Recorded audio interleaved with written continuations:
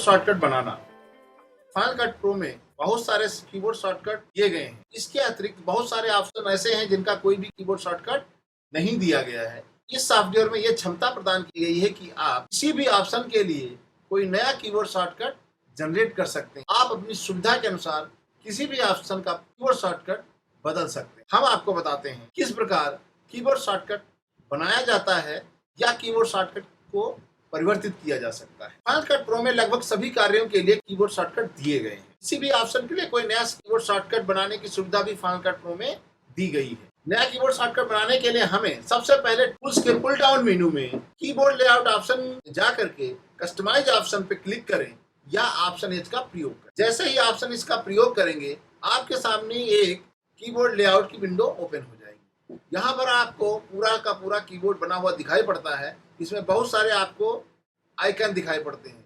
ऊपर यहाँ पर कीबोर्ड शॉर्टकट्स को टैब्स के द्वारा डिवाइड करके रखा गया है और इसके अतिरिक्त आपको राइट साइड में यहाँ पर मेनू बार में दिए गए ऑप्शंस भी दिए गए हैं। इसके अतिरिक्त काम करने के हिसाब से भी कीबोर्ड शॉर्टकट की लिस्ट को और ऑप्शंस को कैटेगराइज किया गया है।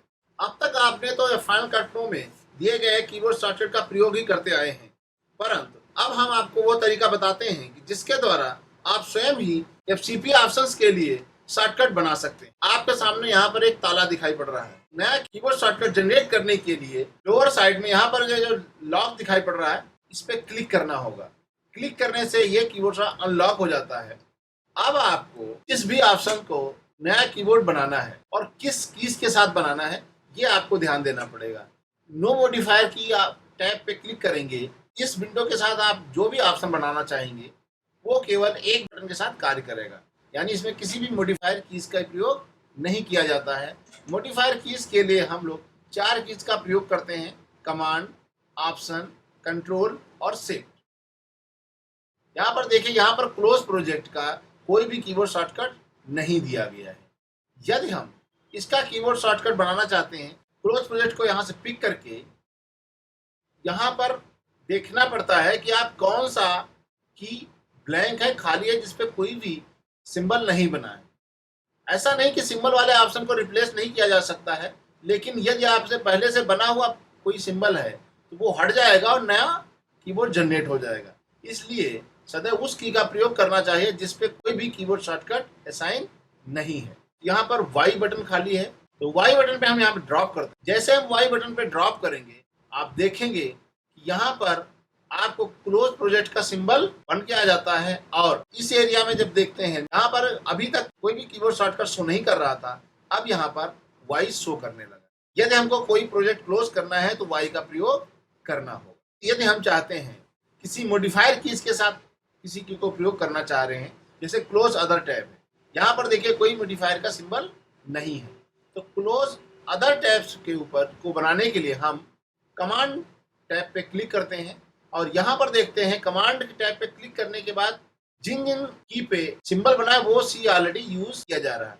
जैसे यहाँ पे डी ब्लैंक है, क्यू ब्लैंक है, वाई यहाँ पर भी ब्लैंक है। यदि हम क्लोज अदर टैब्स रखते हैं, यदि इससे मिलता जुलता रखना चाह रहे हैं तो क्लोज अदर टैब्स को उठाएं और वाई पे क्लिक करें।